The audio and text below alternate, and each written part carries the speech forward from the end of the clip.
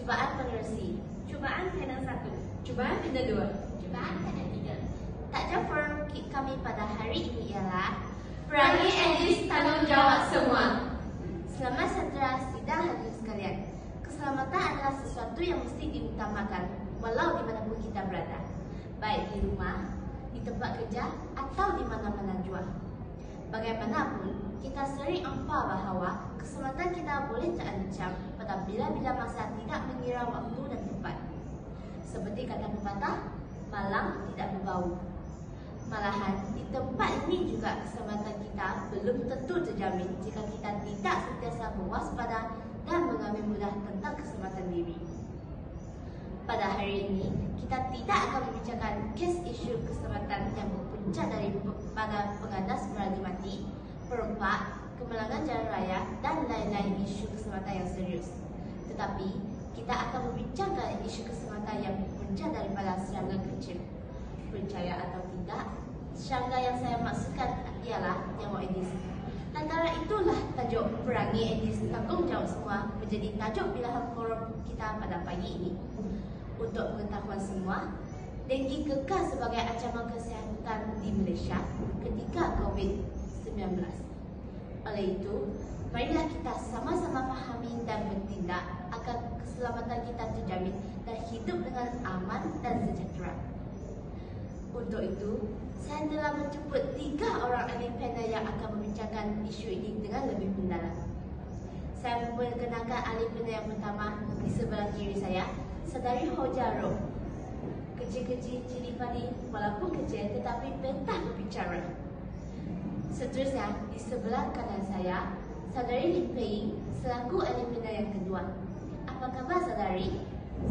Kabar baik, Saudari penerusi. Seterusnya, ahli panel ketiga yang kelihatan begitu bersemangat sekali.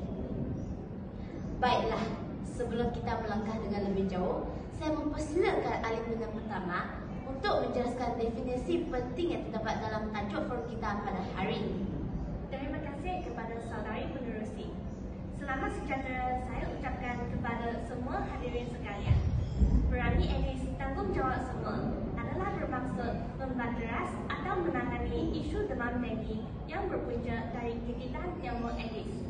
Setiap lapisan masyarakat di Malaysia perlu memainkan peranan penting dalam menyelesaikan isu ini. Seperti mana yang kita semua tahu, demam denggi berpunca daripada nyamuk Aedes sekaligus menjadi ejen utama dalam menyebarkan penyakit ini. Justru itu, kita mesti sama-sama bertanggungjawab dalam menghapuskan nyamuk Aedes demi keselamatan kita semua. Benar, tiada Aedes, tiada denggi. Kembali kepada penerusi. Terima kasih. Jadi, kita sudah mendapat gambaran jelas tentang maksud tajuk forum kita. Persoalannya, mengapakah penyakit ini begitu serius dan boleh menjadi epidemik yang sukar dikawal? Untuk itu, saya mempersilakan ahli panel kita yang kedua untuk menjelaskan perkara ini. Terima kasih, Saudari penerusi. Sidang hadirin sekalian, statistik ini terkini dapat memberikan gambaran dengan jelas kepada kita. Sumber terbaik mengenai statistik terkini dikeluarkan di laman seseorang iDenggi. Di laman ini menunjukkan kawasan yang dijangkiti wabak denggi yang serius. Kawasan ini menganggapkan kawasan panas. Selain itu, sumber ini turut menyatakan sebanyak 10 kes kematian dari Januari sehingga Mac 2022. Laporan dikeluarkan Menteri Kesihatan sendiri menunjukkan fakta yang sama. Menurut Kementerian Kesihatan Malaysia, sebanyak 26,365 kes denggi dilaporkan pada tahun lalu dengan 20 kematian. Hadirin sekalian, statistik yang membimbangkan ini menunjukkan bahawa kita telah mengambil mudah tentang isu keselamatan diri kita. Jika perkara ini tidak dibentuk, ia akan membawa kepada situasi yang lebih berbahaya lagi. Aedes dan denggi perlu diperangi secara habis-habisan secara terancam bagi mengelakkan lebih banyak mangsa yang menderita kesakitan dan kehilangan nyawa. Bagi sesiapa yang pernah mengidap demam denggi, sudah tentu akan bersetuju jika saya katakan penyakit ini begitu menyesalkan sekali. Izinkan saya menceritakan pengalaman saya yang pernah dijangkiti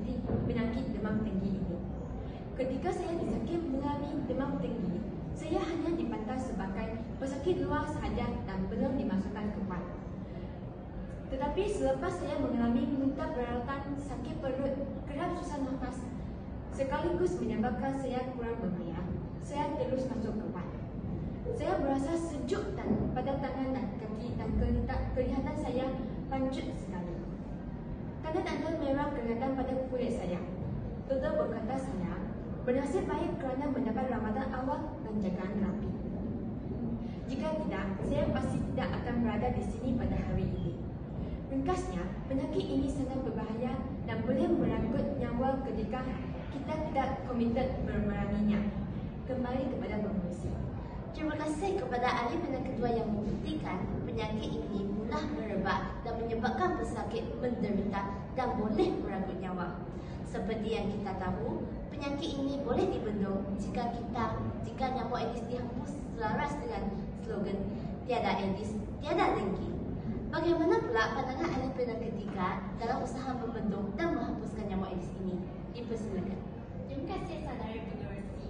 Sidang hadirin sekalian, pertama sekali kita perlu mengenali musuh kita ini dahulu sebelum kita dapat menghapuskannya. Nyamuk Aedes mempunyai kitaran hidup selama 7 hari sahaja. Aedes selalunya bertelur dan membiak di dalam air yang bersih. Apabila telur ini menetas, ia akan menghasilkan jentik-jentik sebelum bertukar menjadi nyamuk. Untuk pengetahuan anda semua, virus demam denggi dibawa oleh nyamuk Aedes betina sahaja dan merebak melalui gigitan. Jadi, langkah intervensi perlu diamalkan pada peringkat awal lagi sebelum telur menetas menjadi jentik-jentik dari seterusnya menjadi nyamuk. Oleh itu, kita mesti menghapuskan tempat-tempat pembiakan nyamuk Aedes di kesekitaran kawasan kediaman kita. Cari, hapus dan musnahkan semua benda atau bekas yang dapat menanggung air hujan atau lebihan air. Contohnya, botol-botol terpakai, tayar lama, bekas plastik, bekas bunga, sarana longkang tersumbat yang menanggung air dan lain-lain benda yang menyebabkan air bertambah. Andainya ada bekas yang tidak dapat kita buang dan hapuskan seperti tempat menyimpan air di rumah, kolam dan sebagainya. Air tersebut perlu kerap ditukar dan menggunakan bahan atau racun pembunuh jentik-jentik juga boleh digunakan dan dimasukkan ke dalam bekas tersebut. Bahan ini boleh didapati secara percuma di klinik kesihatan kerajaan yang dipegang oleh Kementerian Kesihatan Malaysia dalam usaha mencegah Aedes. Aktiviti gotong royong di kawasan kejiranan juga perlu dilakukan sekurang-kurangnya sekali sebulan. Kita mestilah berganding bahu dalam menjayakan aktiviti gotong royong ini bagi menghapuskan tempat pembiakan nyamuk Aedes. Kerajaan juga mengambil serius tentang isu tadi ini melalui Kementerian Kesihatan Malaysia yang memberikan kuasa kepada Jabatan Kesihatan Negeri atau daerah. Kompon sebanyak RM500 boleh dikenakan jika didapati ada jentik-jentik di kawasan perumahan individu terbabit. Ini termasuk permis perniagaan, sekolah dan sebagainya. Saudari pengerusi, rakan-rakan planet dan hadirin sekalian, dewasa ini isu demam denggi menjadi buah mulut segenap lapisan masyarakat. Bukan itu sahaja, juga kerap diadakan melalui persidangan APA. Oleh itu, kita semua pihak haruslah berganding bahu dengan mengenai isu ini. Bak kata berkata, kalau tidak dipecahkan lunyuk, manakah dapat sambungnya? Terima kasih atas perkongsian saudari tentang langkah intervensi yang boleh diambil untuk menghapuskan nyamuk Aedes. Tetapi, apakah pula langkah-langkah penjaga yang boleh diambil jika kita tinggal di kawasan panas demam denggi? Maklum saja, nyamuk Aedes yang membawa virus denggi ini terbang bebas dari satu rumah ke satu rumah yang lain dan dari satu kawasan ke satu kawasan yang lain. Saudari pengerusi, saya ada cadangan untuk mengatasi masalah ini. Formulanya, elakkan gigitan nyamuk. Bagaimana untuk melakukannya? Caranya adalah dengan menggunakan ubat nyamuk semasa tidur. Kita juga boleh menggunakan repellent jika perlu. Pemasangan jaringan pencegah nyamuk atau mosquito mesh pada tingkap, pintu dan lubang udara rumah juga boleh membantu mencegah nyamuk Aedes. Selain itu juga, elakkan dari melakukan sebarang aktiviti semasa nyamuk Aedes sedang aktif mencari mangsa. Nyamuk Aedes aktif menggigit pada waktu pagi di antara jam 5.30 pagi hingga 8 pagi dan petang antara jam 5.30 petang hingga 8 malam. Akhir sekali, kita hendaklah sentiasa memakai pakaian berlengan panjang dan berseluar panjang apabila keluar dari rumah. Elakkan juga memakai pakaian hitam. Semua kaedah ini perlu dilakukan demi keselamatan kita semua. Saudari pengerusi, setakat ini kita semua sedia maklum bahawa masih belum ada vaksin yang benar-benar berkesan dalam merupakan penyakit demam tinggi ini. Untuk itu, penyelidikan perlu giat dijalankan, mudah-mudahan penawar yang benar-benar berkesan dapat dicari. Apapun, penyelidikan untuk mencegah nyamuk GM genetically modified mozzie sedang dijalankan. Jadi, di sini kerajaan haruslah memberi sokongan dan peruntukan kewangan kepada pihak universiti dan organisasi lain untuk terus menjalankan kajian mereka. Baru-baru ini, ada dilaporkan bahawa virus demam tinggi sudah berubah kepada varian yang lebih bahaya, iaitu menyerang sel otak. Hal ini menakutkan kerana risiko kematian yang lebih tinggi boleh berlaku. Oleh itu, para penyelidik dan saintis kita perlu menyambut cabaran ini demi memastikan penyakit ini mampu diatasi. Kembali kepada pengerusi. Terima kasih atas cadangan sarana dan pada menjawab ahli panel kita. Mungkin ahli panel ketiga ada sesuatu yang ingin ditambah atau diperkatakan. Terima kasih saudari pengerusi. Sidang hadirin sekalian, kami merupakan satu pendekatan dinamik yang menggunakan strategi mobilisasi sosial dan komunikasi untuk mempengaruhi tingkah laku dalam kalangan individu, keluarga dan komuniti ke arah tingkah laku yang sihat. Kami dibangunkan berasaskan teori-teori perubahan tingkah laku, komunikasi dan pemasaran. Bagi melaksanakan program kami ini, 5 prinsip asas yang menggunakan strategi komunikasi secara bersepadu hendaklah diamalkan, iaitu kerahan pentadbiran, perhubungan awam dan advokasi, kerahan masyarakat, perikalan, penyampaian peribadi atau komunikasi interpersonal dan promosi di pusat perkhidmatan. Objektif dan matlamat pelaksanaan hobi ini adalah untuk mengelakkan berbagai sektor komuniti untuk bersama-sama menanai isu nyamuk Aedes dan demam tinggi di kalangan masyarakat. Selain itu, pelaksanaan hobi ini mampu menunjukkan rasa prihatin dan tanggungjawab bersama dengan komuniti. Hobi juga berperanan untuk mempengaruhi dan mengukuhkan tingkah laku, keputusan dan nilai normal sosial di dalam sesebuah komuniti. Terima kasih kepada ahli panel sekalian. Maka selesailah perbincangan dalam forum kita pada hari ini.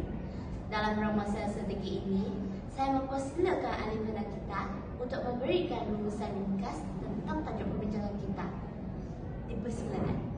Hadirin sekalian, nyamuk Aedes mampu kita hapuskan dan denggi dapat disiparkan jika kita bersama-sama bertanggungjawab memerangi Aedes demi keselamatan kita semua. Seperti yang kita sedia maklum, virus denggi ini boleh berubah bentuk dengan mudah. Saya mendorong pada pihak yang tertentu supaya terus melakukan penyelidikan bagi menghapuskan virus ini sepenuhnya.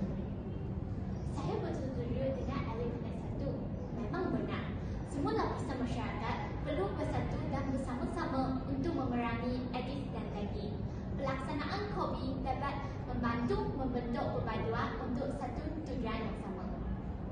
Terima kasih kepada semua ahli panel kita yang sudi hadir bagi membincangkan isu perangi Aedes tanggungjawab semua pada hari ini. Dapat saya simpulkan bahawa kes demam denggi dapat kita sifatkan. Namun, kita tidak mempunyai lampu-lampu Aladin yang mampu membadras masalah ini dengan sekelip mata. Akan tetapi, jika kita ada kemampuan untuk melakukannya, ekspektasi ini dapat direalisasikan. Oleh itu, semua pihak bermula dari diri kita, keluarga, komuniti, sekolah kerajaan dan badan bukan kerajaan perlu komited berjalan seiring dan sedera untuk memeranginya. Cuba tanya pada diri kita, sanggupkah kita tewas kepada serangga kecil ini? Jadi, jom gayang Edis. Tiada Edis, tiada lagi. Sekian, terima kasih.